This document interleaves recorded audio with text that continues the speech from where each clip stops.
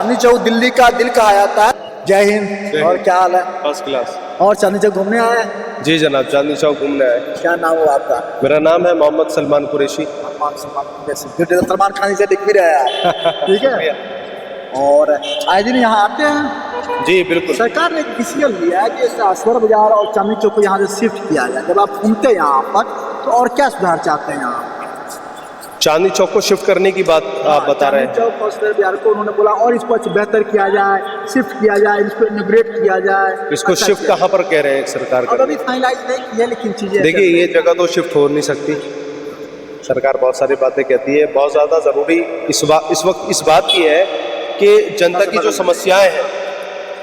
जो समस्याएं हैं उन पर चर्चा हो। इस वक्त जो सबसे अहम मुद्दा है वो ये है कि जनता को रोज़गार मिलना चाहिए, क्योंकि जब तक रोज़गार नहीं है जब तक कोई क्या ख़रीदारी करेगा। और ये मार्केट बहुत शानदार हो गई है पहले से। जो पिछली दिल्ली सरकार थी उसने काम किया और इसको चांदनी चौक को चमका कर दिखाया।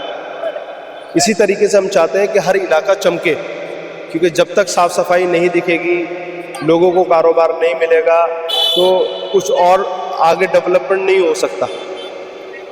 कोई भी जो हल है वो शिफ्टिंग कभी नहीं है। चांदनी चौक एक ऐतिहासिक जगह है और ऐतिहासिक जगह लोग इसलिए भी आना पसंद करते हैं क्योंकि सामने ही लाल किला है और यहाँ से जब कोई भी गुजरता है, क्योंकि पहले से ज़्यादा फुटफॉल यहाँ पर हो गया है, क्योंकि यहाँ की मार्केट भी पहले ये सोचती थी कि भाई गाड़ी आना बंद हो जाएगी तो शायद यहाँ पर कारोबार जो है वो कम हो जाएगा, मगर ऐसा नहीं हुआ है। उससे 10 गुना जो है यहाँ कारोबार बढ़ा है और कारोबार बढ़ने की वजह से यहाँ के ज़मीनों के रेट भी बढ़े। जी नहीं, सब कुछ तो अच्छा है। मैं कह रहा हूँ देश है, दिल्ली जो है देश की राजधानी है और चांदनी चौक दिल्ली का दिल है, जो हमेशा चकाचौंध यहाँ बनी रहती है, चांदनी बनी रहती है। लेकिन आपको नहीं लगता है कुछ चीज़ें यहाँ इम्प्रूवमेंट करने की जरूरत? जैसे मैं देख रहा हूँ, देखिए आप अगर सामान्य की तरह देखिए, कहीं भी ट्रैफिक की व्यवस्था है, कहीं लोग पार्किंग अव्यवस्थित कर रखे हैं लोग। नहीं, ये बात आपने बिल्कुल सही कही। देखिए ये जो है ये सारा प्रशासन के हाथ में रहता है। इस वक्त अगर आप दिल्ली सरकार की बात करें वो फुल पावर के अंदर है। आप देख रहे हैं कि भाई कई जगह जो है उन्होंने इंक्रोचमेंट जो था उसे हटवाया है, मगर अब सवाल सबसे पहले ये उठता है कि जो चीज़ें लॉ एंड ऑर्डर है उसको फॉलो होना बहुत ज़रूरी है। यहाँ देखिए आप पुलिसकर्मी बैठे हुए हैं वहाँ पर सामने और गप्पे मार रहे हैं, तो ज़रूरी यह है कि भाई हमारा जो लॉ एंड ऑर्डर है वो बेहतर हो, क्योंकि जब तक लॉ एंड ऑर्डर बेहतर नहीं होगा जब तक कभी भी उस मुल्क में डेवलपमेंट नहीं हो सकता। आप दुबई देखें, कभी वहाँ जाएं और वहाँ ना जाने का मौका मिले तो उसे यूट्यूब पर या सोशल मीडिया पर देखें तो आपको पता चलेगा। आजकल देखिए पूरी जो दुनिया है वो बहुत ट्रांसपेरेंट है। आप उठा के देखिए कि भाई 0% क्राइम कहाँ है, आपको आ जाएगा कोई भी गल्फ कंट्री का नाम। क्यों? क्योंकि वहाँ कानून इतना सख्त है कि कोई गलती से भी गलती नहीं करता। समझदार कोऑपरेट करते हैं। देखिए समझदारी तो देखिए आपने बोला अभी समझदारी तो पैदा हो जाती है। मैं इस बात को मानता हूँ, सरकार पावर में है, ठीक है, आपने बोला अभी इस बात को, लेकिन सरकार जो भी योजनाएं लाती है जनहित के लिए लाती है, किसी कम्युनिटी विशेष के लिए नहीं लाती है। जो उन्होंने बोला अभी इंक्रोचमेंट मुझे दिल्ली से हटाना है, इंक्रोचमेंट हटा रहे हैं, जरूरी है सड़कों पर चलने के लिए, उसकी व्यवस्था करने की, ट्रैफिक को कंट्रोल करने के लिए, और उसमें लोगों को असुविधा हो रही है, लोगों को दुख हो रहा है। जी जी, ये तो कहीं ना कहीं थोड़ी सी। देखिए हम कभी भी लॉ एंड ऑर्डर के खिलाफ नहीं है, ना ही इंक्रोचमेंट हटना चाहिए, मगर बात वही है कि सिर्फ काम दिखावे के लिए नहीं होना चाहिए। हाँ, सोशल मीडिया पर आने के लिए नहीं होना चाहिए। काम जो है वो जनता के हित में होना चाहिए और नज़र आना चाहिए। इस वक्त आप चांदनी चौक आए हैं जहाँ पर चांदनी बिखरी रहती है, मगर आप देखें कि यहाँ पर भी लॉ एंड ऑर्डर फॉलो नहीं हो रहा। कहीं भी रिक्शा खड़ा हुआ है, रोड जाम हो रहा है, पुलिस वाले बैठे हुए हैं, क्या समझे, ये देखिए पुलिस की गाड़ी घूम रही है, मगर क्या है कोई मतलब नहीं है, जस्ट फॉर्मेलिटी नहीं है। तो फॉर्मेलिटी नहीं होनी चाहिए। आप जो है कहते हैं ना कि मीडिया क्या है, चौथा स्तंभ है। तो बहुत अच्छा लगता है कि मीडिया जब न्यूक्लियर होकर के अपनी बातें रखता है और ऐसे लोगों से बातें करता है जो मुकामी लोग हैं, क्योंकि जो जहाँ का इंसान होगा वो वहाँ की समस्या के बारे में चाहिए। हर लोगों को मौका मिलना चाहिए। मीडिया एक ऐसा प्लेटफॉर्म है जहाँ कहीं आवाज़ दब रही है, उस आवाज़ को मुझे गति देना है, गति देना है। जिसके साथ कोई शोषण हो रही है, जिसके साथ कोई अन्याय हो रहा है। हम उम्मीद करते हैं कि आपके चैनल के माध्यम से ये बात सरकार तक पहुंचेगी बिल्कुल जाए। और यहाँ पे जो असुविधाएं हैं वो ख़त्म होंगी, क्योंकि यहाँ पर सिर्फ पुलिस वालों को खड़ा कर देना मकसद नहीं होना चाहिए, उनको अलर्ट रहना चाहिए। देखिए, दो सामने बैठे में गप्पे मार रहे हैं, बिल्कुल दिखाइए। मैं चाहता हूँ कि आप ये भी चीज़ें दिखाएं, सिर्फ खौफ से काम ना करें या किसी के दबाव में काम ना करें, क्योंकि मीडिया का जो काम है वो ये काम है कि वो बेखौफ होकर के काम को करे। जब तक मीडिया के अंदर ये जज्बा पैदा नहीं होगा, पेड मीडिया बन के रह जाएगी, तो देश का जो बेड़ा गर्क है मेरी निगाह में मीडिया भी कर रही है। कौन सी मीडिया?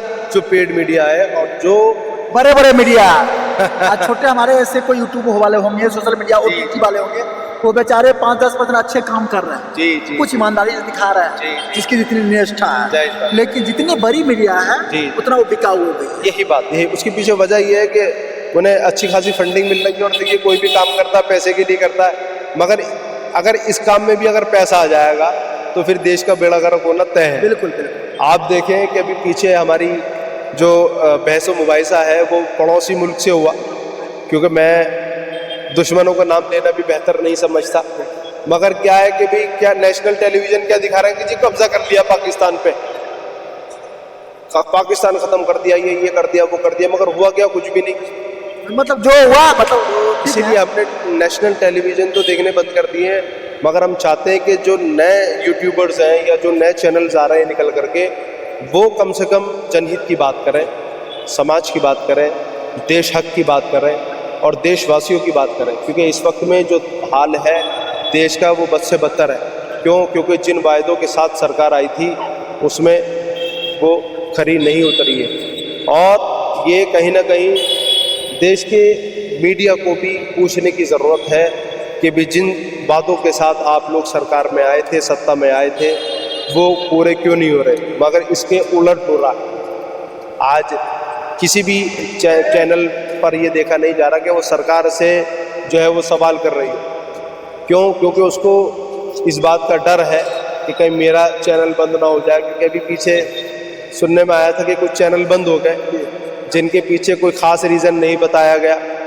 तो बहुत ज़्यादा ज़रूरी है कि हर शख्स को जागना होगा, क्योंकि अगर इंसान नहीं जागेगा दिल्ली खौफ सरकार में कैसे- रहेगा। दिल्ली सरकार कैसे काम कर रही है? जी जी अभी केजरीवाल सरकार काफी समय से यहाँ पर थी जी, और जी। उसके बाद अभी नया सरकार आई है, जी। कैसा लग रहा है? देखिए, हमें खुशी है।